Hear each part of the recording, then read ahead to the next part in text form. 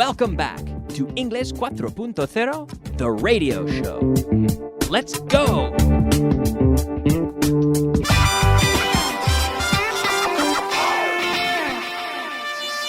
Intermediate. Welcome back. All right. Yes, you heard the jingle. Intermediate. Yes. Dun, dun.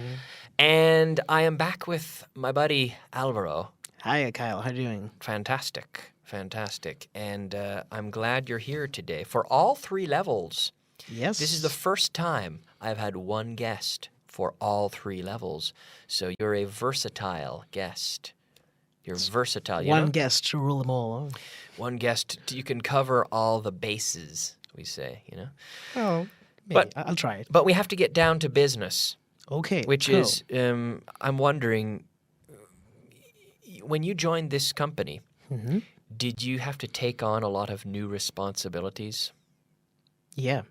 Compared to my past jobs. Yeah, I mean, yes. it's different. Every job is different, but you took on new responsibilities. You took on, so to take on, to adopt, typically with responsibilities, to take on responsibilities. This is a phrasal verb, right? To take on, essentially to adopt.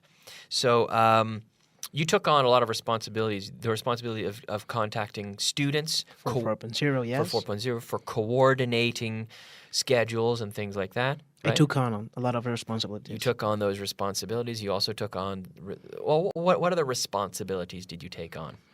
I took on of organizing the schedules, as you said. I took on calling the students and the teachers. Mm-hmm. I took on organizing the contents too, Mm-hmm. along with our friends from El Mundo. Yep. So I took on many responsibilities. Yes. Do you like taking on new responsibilities?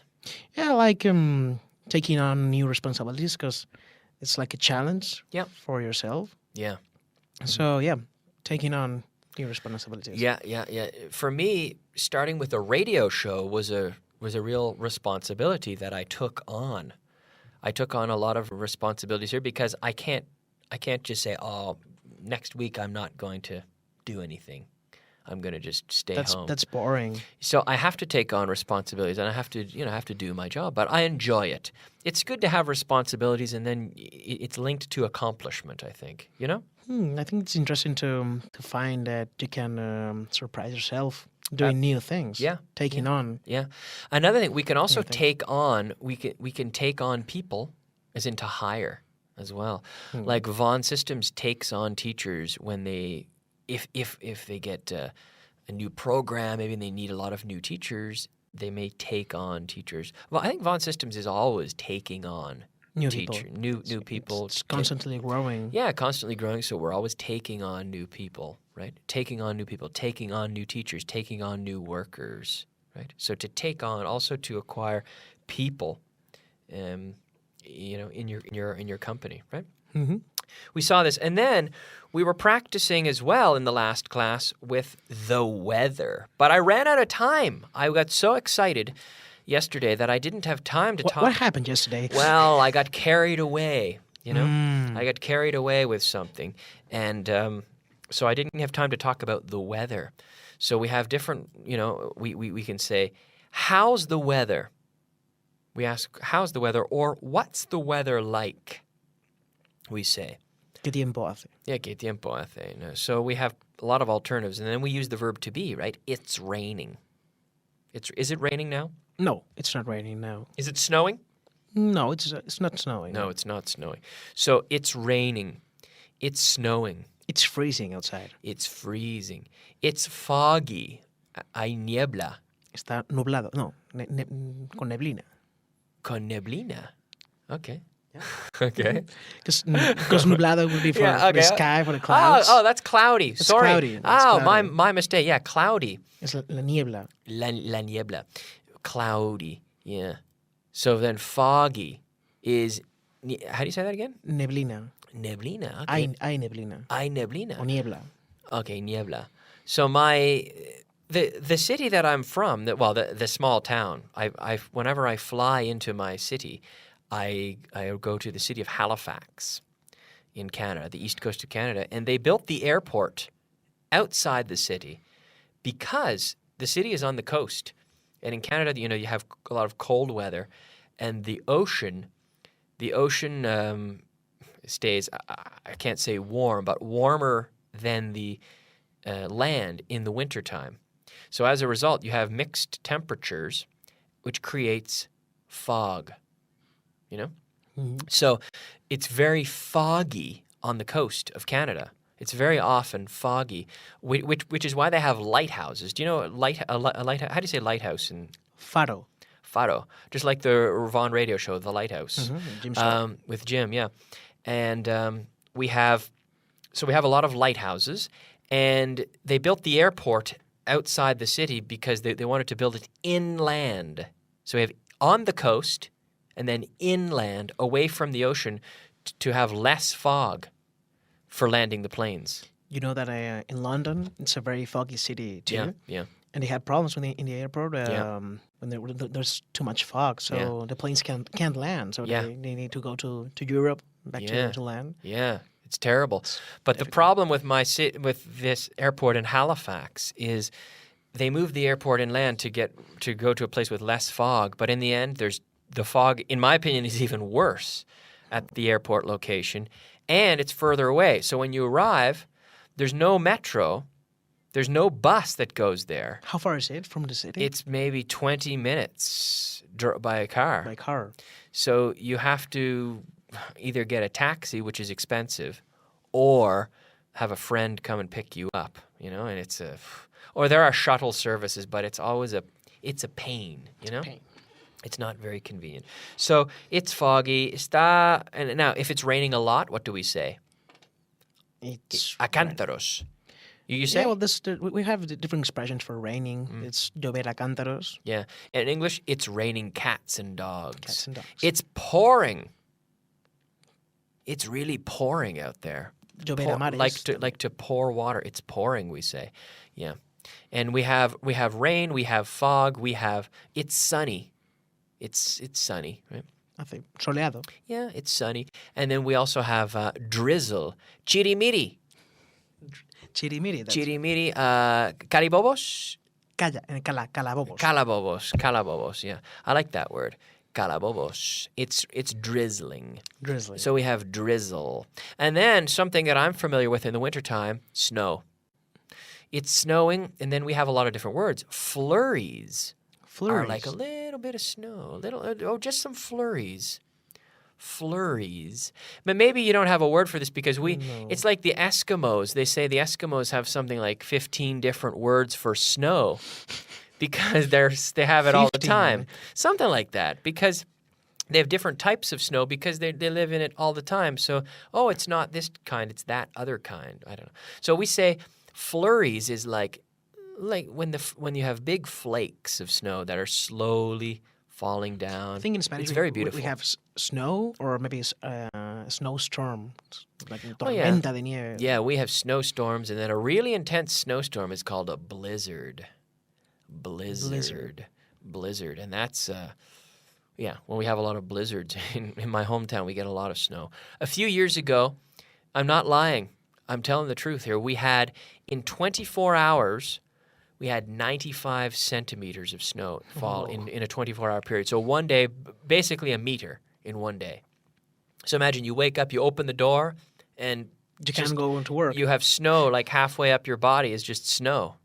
Just stay at home, turn on the TV. Stay at home, turn on the TV if it still works, and or go outside and shovel snow. Yeah. Anyway, okay, so let's move on. Word of the day. All right, yes, it is time for our word of the day. The word of the day today it's a verb, mendigar. The verb to beg. Beg. Nice. Beg. And a person, mendigo, is a beggar. Beggar. It's B-E-G. Nice. It's the verb. Well done. Yes, beg. Today I beg, yesterday I begged. Right. But please, when you say rogar. Suplicar. It's the same. It's to beg. To beg someone to do something. Yeah. And now to beg, when you beg for something in English, be careful with this because when you beg for something in English, you're desperate. So we typically beg if we're poor, we're on the street, we beg. Or if you go to church, you can beg God for something. But my students, I have students who will ask me a very simple question, and they'll say, Kyle, I beg you to explain the difference between make and do. And I say, no. I would like you to. Could you please? I'm asking you to. Beg is too strong. Okay?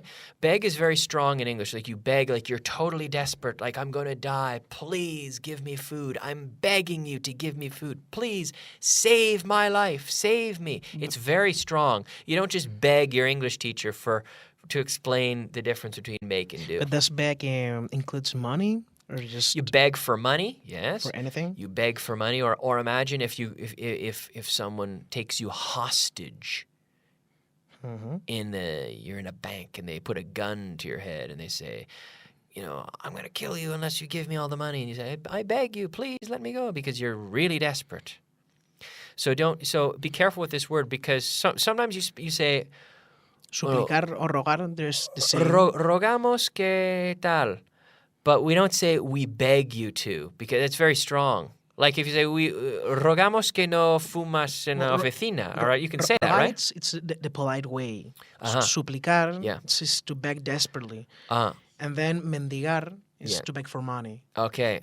Or for food. Okay. It's something in return. Okay. So beg is more like mendigar, but yeah, so keep in mind that we don't use it as often in English, right? It's for fairly extreme cases. Okay? Now, to move on, we're talking here now about spending, to spend. So we can spend money on things, and we can also spend time on things. So do you spend a lot of money on blue jeans?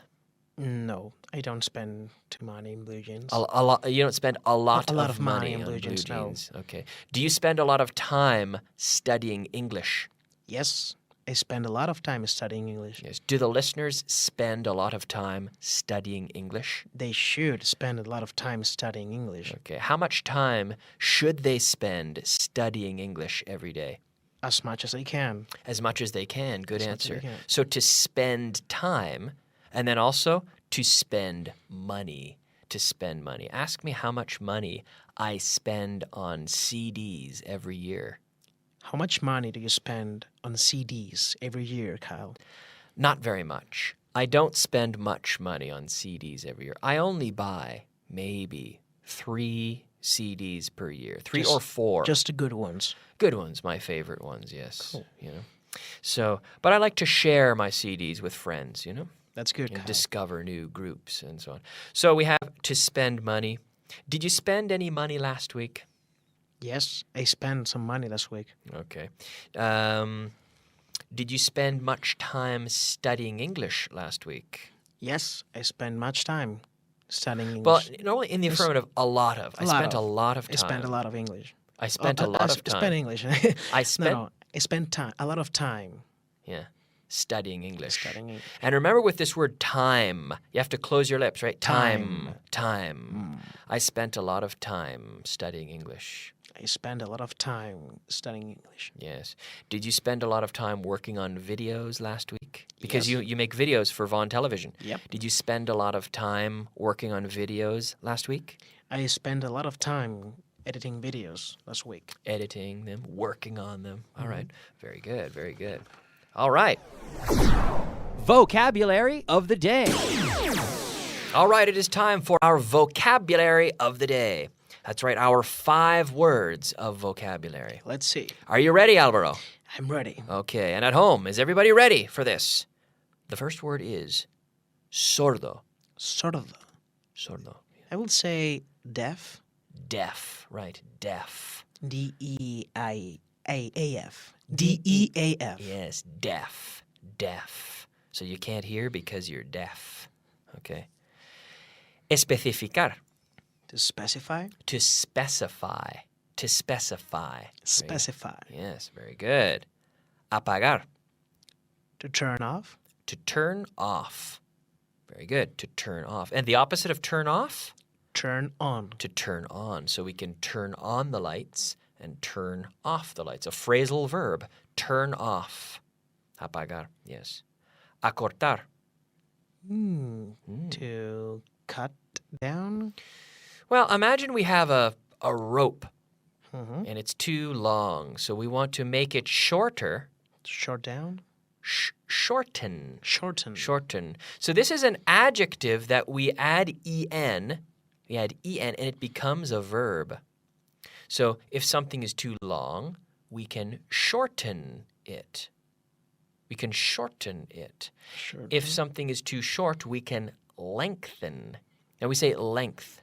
The length. It's like in planes, fasten your seatbelts. Fasten your seatbelt. Fasten Yeah. your seatbelt. Here so what we have here, lengthening and shortening, right? Lengthening and shortening. And we also have, if something is too narrow, demasiado estrecho, too narrow, we want it to be wider. So what will we do? We will Widen. widen. So we're adding en, widen. So add en to adjectives, no? But not all adjectives. There are a limited number. So we have shorten, lengthen, widen. These are the common ones. Widen, to make something wider, to widen it. Do you think they should widen the Castellana? Add another lane, maybe? They should, but it's pretty difficult. It's very difficult to widen it. Okay. Programa, horario. Programa or horario in the sense of scheduling. So, timetable. Yeah, timetable, a timetable. So we have to follow a strict timetable. And according to our timetable, we are out of time. We ran out of time. I'm looking at the timetable. It's telling me that it's time to go to a commercial. So we're going to go to a commercial, and we'll be back in about 3 or 4 minutes with the advanced portion of the class, okay? Okay. We'll see you soon. Bye-bye. Bye-bye.